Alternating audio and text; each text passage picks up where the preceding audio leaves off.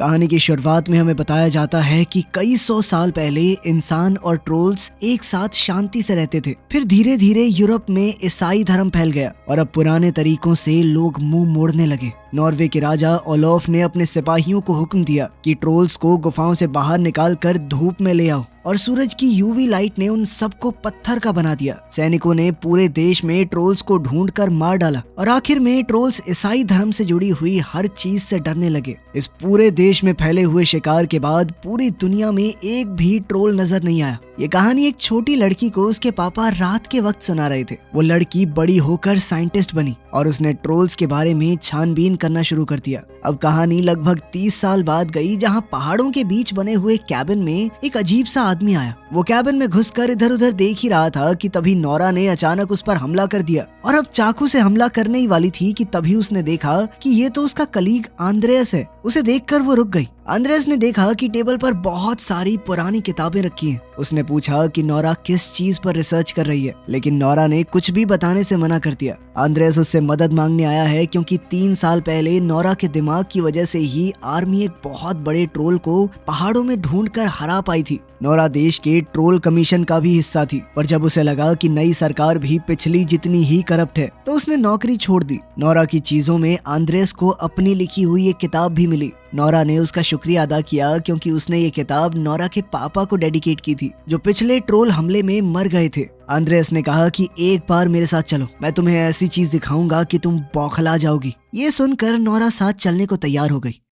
Helicopter के सफर में आंद्रेयस ने नोरा से एक कॉन्ट्रैक्ट पर साइन करवाए कि जो भी वो अब देखेगी किसी को बता नहीं सकती। नोरा ने साइन में अपना नाम लिखने की बजाय कुछ भी आलतू फालतू लिख दिया। जल्द ही वो लोग एक पावर स्टेशन में पहुंचे और वहां पर प्रोफेसर मोलर और वैंजल से मिले, जो पिछले ट्रोल केस में भी उनके साथ थे। प्रोफेसर नोरा को एक सीक्रेट टनल में ले गए। उन्होंने बताया कि सालों पहले हमारे हाथ एक ट्रोल लगा था। उस ट्रोल का नाम यूटून रखा गया। नोरा की आंखों के सामने वो खड़ा हुआ था। उसके ऊपर लैब में कई साइंटिस्ट रिसर्च कर रहे थे और सुरक्षा के लिए वहां पर यूवी लाइट्स लगाई गई थी। फिर प्रोजेक्ट लीडर मैरियन वहां पर आई और उसने कहा कि मैं नहीं चाहती थी कि तुम इस सब में दोबारा फंस जाओ नोरा, लेकिन उनके प्रोजेक्ट में अब कोई भी तरक्की नहीं हो रही थी और सरकार जल्द ही इसे बंद करने वाली है, इसीलिए उन्होंने नोरा को बुलाया। मैरियन ने बताया कि ट्रोल इस वक्त हाइबरनेशन में है, एक तरह की लंबी नींद, बस उसके दिल की धड़कन चल रही है। इस ट्रोल के डीएनए को जांचने के बाद पता चला कि इंसानों से ज्यादा उनका डीएनए पेड़ पौधों से मिलता है। कुछ देर बाद आंद्रेयस ने नोरा को सिगरेट से मिलवाया, जो पिछले ट्रोल हमले में उनके साथ थी।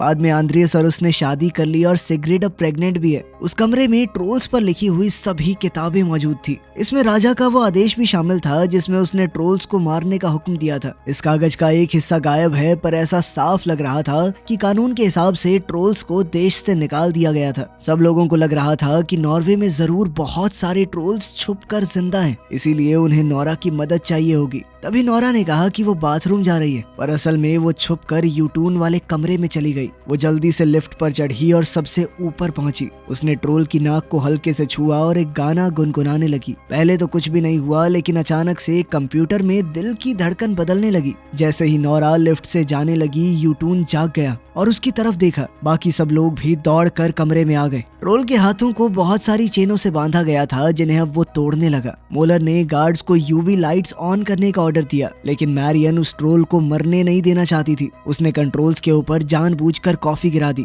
मशीन में स्पार्क हुआ और यूवी लाइट बंद हो गई। ट्रोल ने चेन तोड़ दी और बिल्डिंग में तेजी से आगे बढ़ने लगा। फिर उसने एक हमला करके एलिवेटर में जा रही नोरा को दूर फेंक दिया। वो अंदर गिरी जरूर, लेकिन उसकी जान बच गई। आंद्रेयस ने आखिरी पल में एलिवेटर का दरवाजा खोलकर उसे बाहर निकाला। मोलर को एक ट्रोल सैंपल मिला, जिसे उठाकर वो वहां से भाग गया। यूटून ने अब गुस्से में पूरी लैब में तोड़ फोड़ मचा दी। साथ ही वेंजल उसके पैर के नीचे आकर मर गया। बाकी बचे लोग जल्दी से इमरजेंसी एग्जिट की तरफ भागे। बाहर जाते ही ट्रोल ने बिल्डिंग तोड़ दी और कुछ पल के लिए उनकी तरफ देखा। फिर वो जंगल की तरफ चला गया। जल्द ही एक हेलीकॉप्टर टीम को एयरफोर्स बेस में ले गया, जहां उन्हें अपना पुराना दोस्त क्रिस मिला। अब वो मेजर बन चुका है। मीटिंग रूम में नोरा और मैरियन यूटून के मामले में लड़ने लगे कि यूटून को बेहतर तरीके से रोका जा सकता था। तभी प्राइम मिनिस्टर ब्रिंचमैन वहां पर आया। उसने कहा कि मुझे तो हमेशा से ये प्रोजेक्ट बहुत खतरनाक लगता था। मैरियन और रिसर्च करने के लिए उस ट्रोल को दोबारा से पकड़ना चाहती है, लेकिन नोरा ने कहा कि इतने खतरनाक जीवों को कंट्रोल नहीं किया जा सकता। प्राइम मिनिस्टर ने कहा कि मेरे लिए लोगों की सिक्योरिटी सबसे पहले है। उसने कहा कि लोगों को बचाए रखने के लिए आर्मी उस ट्रोल को मार देगी। इस पर नोरा को बहुत गुस्सा आया, क्योंकि पिछली बार भी उन्होंने एक बेकसूर ट्रोल को मार दिया था। इस पर पीएम ने कहा कि मेरा भाई पिछले हमले में मारा गया था, वो ट्रोल निर्दोष नहीं था और पिछली गलती मैं दोहराऊंगा नहीं।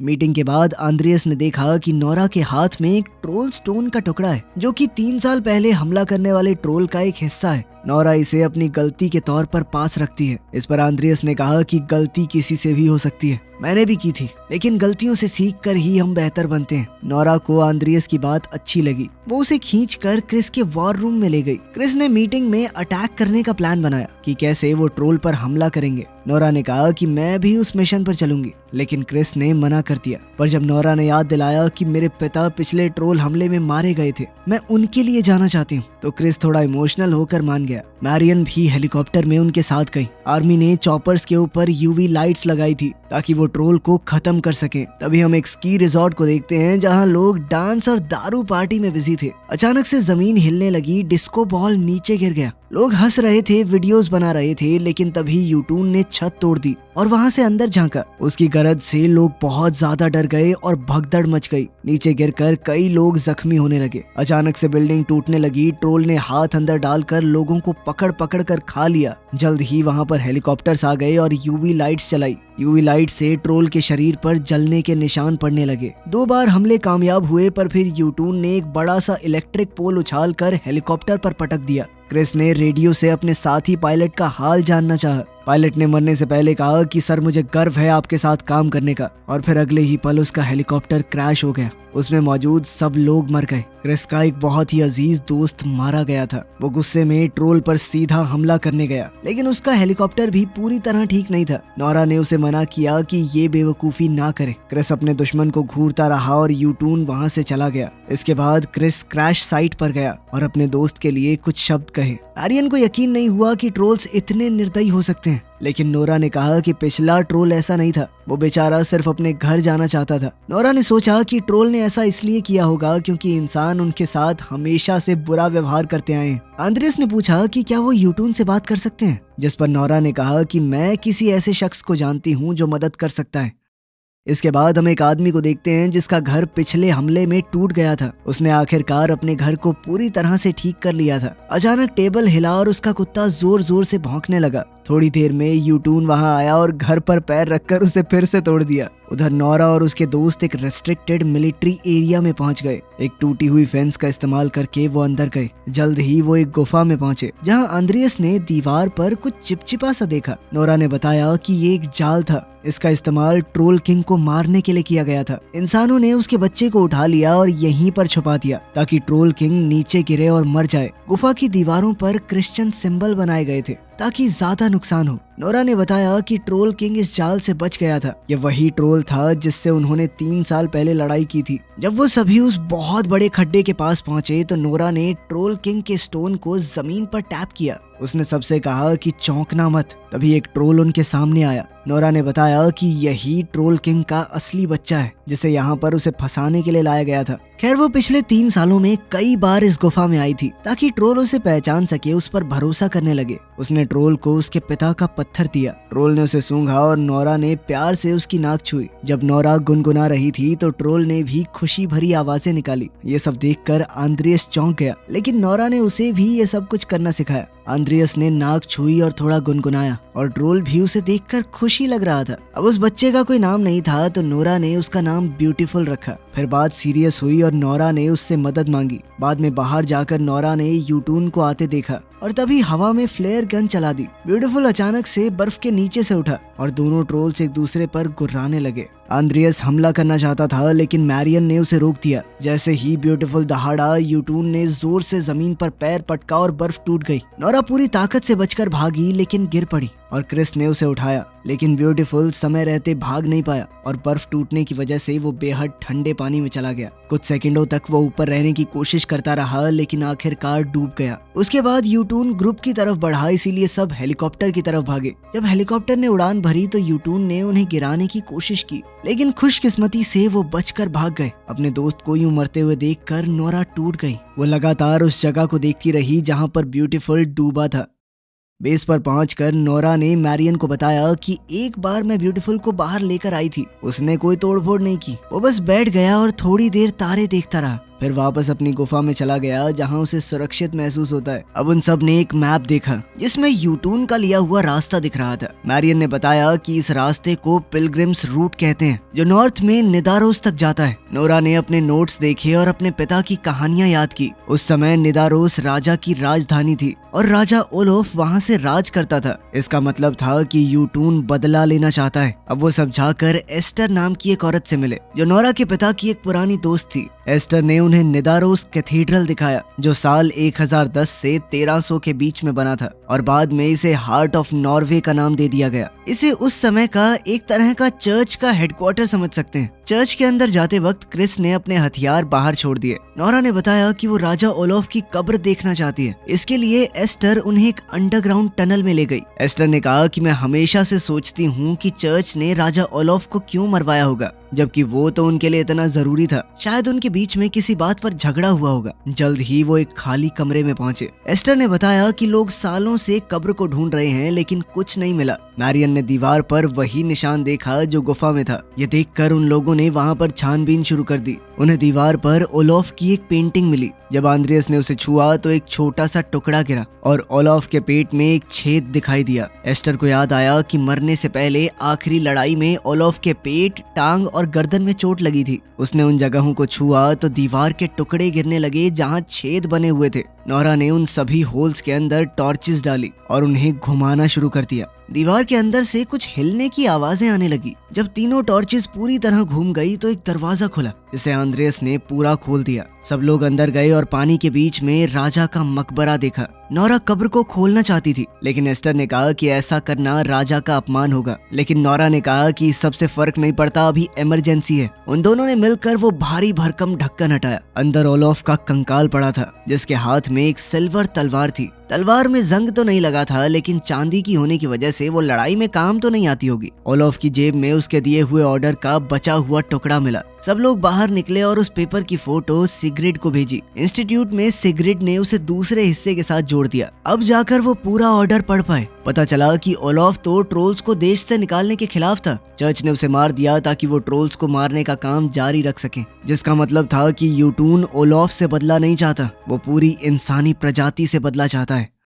इसी बीच स्की रिजॉर्ट पर अटैक और उस आदमी का घर टूटने के वीडियोस वायरल होने लगे। अब इस ट्रोल की वीडियोस दुनिया भर के मीडिया पर चल रही थी। दूसरे देशों की गवर्नमेंट्स भी घबराने लगी। सब लोग कह रहे थे कि इस तरह के जीवों को जीने नहीं देना चाहिए, ये इंसानों के लिए खतरा है। इसी बीच प्राइम मिनिस्टर ब्रिंचमैन प्रेस कॉन्फ्रेंस के लिए आया और उसने कहा कि पिलग्रिम्स रूट पर रहने वाले सब लोग प्लीज अपना घर खाली कर दो। लेकिन जब रिपोर्टर्स ने पूछा कि लोगों को हटाना तो कोई समाधान नहीं है, आपका प्लान क्या है, इस पर पीएम कोई जवाब नहीं दे पाया। उधर क्रिस को बेस पर वापस बुलाया गया, लेकिन उसने मैसेज को इग्नोर करके अपने दोस्तों का साथ देने का फैसला किया। उन लोगों ने सोचा कि ओलोफ ट्रोल्स से लड़ने के लिए क्या इस्तेमाल करता होगा, क्योंकि चांदी तो इतनी ताकतवर होती नहीं है। तभी नोरा के दिमाग में एक आइडिया आया। उसने एक चाकू को पवित्र पानी में डुबोया और फिर ट्रोल किंग के पत्थर को छुआ। छूते ही पत्थर 2 टुकड़ों में टूट गया। इससे पता चला कि ट्रोल्स पवित्र पानी के सामने कमजोर पड़ जाते हैं।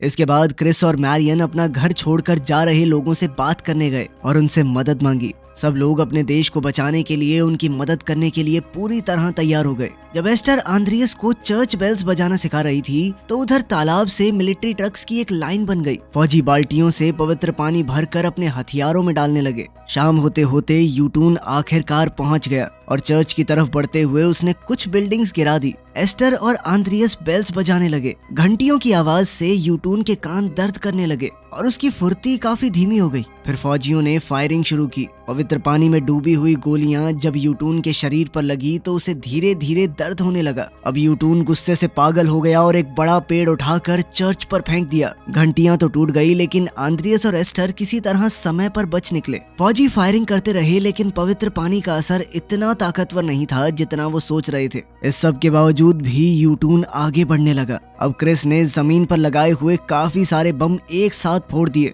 इस बार ट्रोल को काफी नुकसान पहुंचा, लेकिन वो अभी भी जिंदा था। सभी लोग वहां से भागने लगे क्योंकि यूटून उनकी तरफ ही आ रहा था। तभी एक जोरदार दहाड़ सुनाई दी और यूटून रुक गया। सब हैरान रह गए ये देखकर कि ब्यूटीफुल वापस आ गया था, पूरी तरह लड़ने के लिए तैयार। दोनों ट्रोल्स नदी में उतर गए और जोरदार लड़ाई शुरू हो गई। यूटून ने ब्यूटीफुल को बहुत जबरदस्त मुक्का मारा और फिर उसे ब्रिज पर फेंक दिया। इससे ब्रिज टूट गया और ब्यूटीफुल पानी में गिर गया। नोरा अपने दोस्त को बचाना चाहती थी, लेकिन उसे समझ नहीं आ रहा था कि आखिर क्या करे। तभी मैरियन को आइडिया आया कि यूटून का दिल भी तो धड़कता है। उसने सोचा कि दिल तो मुलायम ही होगा, बस बाहर की जो त्वचा है वो ज्यादा सख्त है। उन्हें अंदर से हमला करना चाहिए ताकि पवित्र पानी उसके दिल को नुकसान पहुंचा सके। उनके पास अब सिर्फ एक बम बचा था, इसीलिए उन्हें बहुत होशियार रहना होगा। यूटून गुस्से में नदी में ब्यूटीफुल को पूरी तरह मार रहा था। वो आसपास की चीजें तोड़कर उन्हें हथियार की तरह इस्तेमाल कर रहा था। अब क्रिस और आंद्रियस चॉपर में चढ़ गए। नोरा और मैरियन आगे भागकर यूटून पर फायरिंग करने लगे। इससे ज्यादा कुछ नुकसान तो नहीं हुआ, लेकिन यूटून का ध्यान थोड़ा भटक गया। ब्यूटीफुल अभी भी पानी में ही था, यूटून के पैर के नीचे दबा हुआ। क्रिस ने हेलीकॉप्टर घुमाया ताकि ट्रोल के आसपास घुमाया जा सके, लेकिन तभी अचानक से बम फिसलकर बाहर आने लगा। आंद्रियस ने आखिरी मौके पर बम जैसे तैसे पकड़ लिया, लेकिन उसे एक्टिवेट करने का रिमोट नीचे गिरकर टूट गया। अब बॉम्ब ब्लास्ट करने का सिर्फ एक तरीका बचा है, ग्रेनेड। लेकिन किसी को बम के साथ नीचे जाना पड़ेगा। इतना सुनते ही आंद्रियस समझ गया कि उसे क्या करना है। उसने सिग्रिड को कॉल किया और आखिरी बार अलविदा कहा, लेकिन कॉल पूरी होने से पहले ही कनेक्शन कट गया। उसी वक्त ब्यूटीफुल बेहोश हो गया और वहीं नोरा और मैरियन के पास गोलियां खत्म हो गई। मैरियन तो भाग गई, लेकिन नोरा ने हार नहीं मानी। तब हेलीकॉप्टर यूटून के सर के ऊपर पहुंच गया। आंद्रियस ने ग्रेनेड और बम के साथ हेलीकॉप्टर से छलांग लगाई। यूटून ने उसे और बम दोनों को निगल लिया। जल्द ही ग्रेनेड फट गया और होली वाटर यूटून के पूरे शरीर में फैल गया। उसकी सख्त चमड़ी भी जलने लगी और दर्द से वो बहुत कमजोर हो गया। इसी मौके का फायदा उठाकर ब्यूटीफुल उठ खड़ा हुआ। उसने पूरा जोर लगाकर यूटून के सीने में हाथ डाला और उसका दिल निकाल लिया। दिल निकलते ही यूटून का शरीर नदी में गिर पड़ा और धीरे धीरे खत्म हो गया। कुछ समय बाद चर्च को ठीक करने का काम शुरू हो गया। एस्टर ने एक एग्जीबिशन ओपन किया जहां ओलोफ की असली कहानी दुनिया को बताई गई। सिग्रिड ने एक प्यारे से बच्चे को जन्म दिया और क्रिस उसके साथ खूब खेलता। ब्यूटीफुल को देश की रक्षा करने के लिए पहाड़ों में खुलेआम रहने की इजाजत मिल गई। वो अक्सर नोरा से मिलने उसके कैबिन के पास भी आता। वीडियो पसंद आई तो लाइक कर देना, चैनल को सब्सक्राइब कर लेना। मिलते हैं अगली वीडियो में।